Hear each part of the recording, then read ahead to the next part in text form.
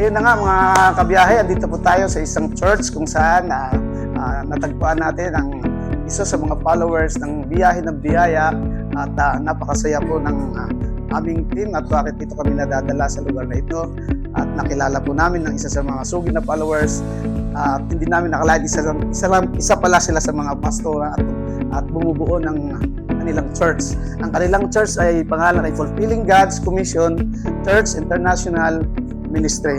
Dito po sila ngayon para mapanayam natin, para malaman natin kung ano yung mga pangangailangan nila dito sa kanilang lugar at saka lahat kung anong mga pangangailangan nila sa kanilang church. Halika mga kabiyahe, dito tayo. Kausapin natin sila. Ma'am, magandang araw po sa inyo, magandang hapon. Kami po pala ay taga-Biyaheng Biyaya. Kayo ay maraming salamat sa patuloy niyong suporta rin sa pag-follow ninyo sa aming page, sa aming vlog, sa munting vlog. Nagpapasalamat kami rin sa inyo at tinanggap nyo kami dito sa inyong munting church na ito po. Nabalitaan po namin ma'am na ang inyong church ay maraming needs at kailangan nyo ng tulong. Baka naman po ang Biyahe ng Biyaya ay mayroong maitutulong sa inyo kahit paano. Tanong ko lang po sa inyo, Pastora, ano po yung pangunahing needs ninyo dito sa inyong church? Kayo po muna, Pastora. Ang unang-una, yung church po namin ay sariling talaga, kung ano yung income ko sa trabaho ko, yun ang i-support ko dito sa ministry. Kasi wala kaming ibang support talaga like sa ibang mga churches na meron silang international support galing sa ibang bansa. Kami talaga, kung ikaw, gagamitin ka ni Lord na mag-lead ng people, like yung mission and vision namin, our primary purpose is to fulfill the Great Commission as commanded by God. Sharing the truth about God's love and compassion with all the people. And we establish churches, hindi lang po dito. Yung pinaka-purpose po namin, yung mga katribuhan dito, ay maabot sa kanila yung mensahe ni God, bringing them back to righteousness, pertaining based on sa biblical Wow, truth. nice. Napaka-nice pala ng kanilang mga talagang hangarin. Nga pala, ikaw, Pastora, paano niyo po nabuo itong church ninyo? Ang church na ito ay sa kaloob ng Panginoon, binuo ito. Isa sa mga goal namin is ma-reach out yung mga lumad people. Then, both spiritually, yun talaga May mandate doon. may mandate ni Lord, and then yung sa pag-help din sa kanila. Like last week, Not only spiritual, yes, but also oo. Last week, Ano meron yung po kami, nagkaroon kami outreach, community outreach. Community outreach. Nagkaroon kami ng lumad, pinapakain namin. Pinakain namin sila. Yun talaga yung need namin na sana kasi merong mga lumad na yun, nasa isolated na sila area. Kailangan ng i-reach blanket, yung tsinelas, Tsinelas, pajama. yung Kasi malamig na lugar to eh. Meron pang ibang mga lugar na unreachable talaga. So, yung kung ano yung mga kailas. Ibig sabihin, marami po dito, Pastora, mga lumad, mga malapit dito. Mostly Kumusta mga naman po yung lumad. pagsamba natin dito? Ano po ang naitagdang araw ng pagsamba dito? Sunday, 8 a.m. up to 12. And then prayer meeting every Friday.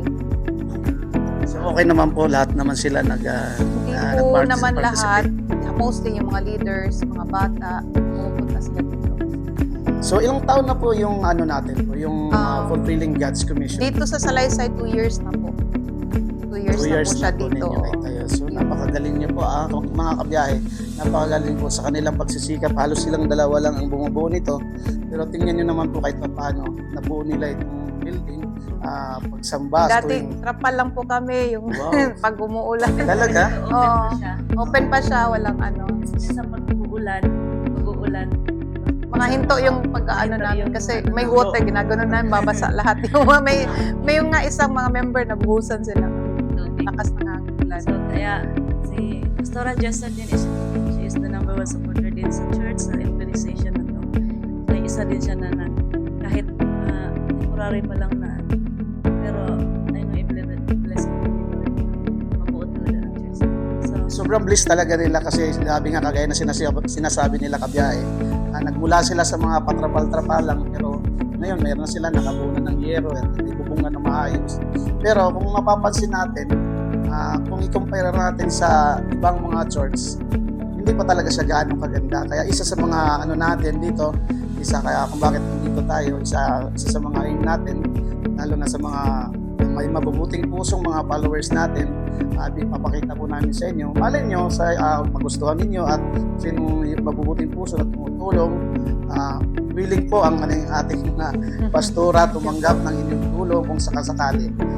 Pwede niyong pupuntakin ang kanilang mga sariling numero at sa pamamagitan din ng biyahe ng biyaya. Saka ulitin ko lang mga pastora, ano po ang pinaka-needs talaga ng church ninyo?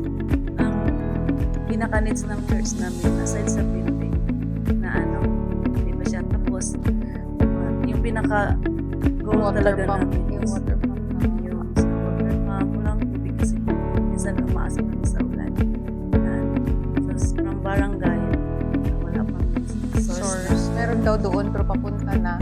Pero gusto namin magkaroon ng sariling source ng water, like yung pump na galing doon sa yung deep well, para makaakyat din yung tubig. So kayon nga mga kabiyahe, yun po yung mga pangangailangan ng kanilang simbahan.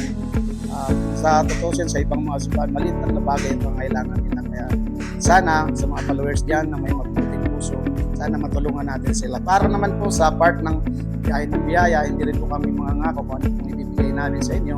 Pero narating po kami sa sakaling makabalik na po kami dito, dadalhin po rin namin kung ano pong kaya natin. Sige, maraming salamat.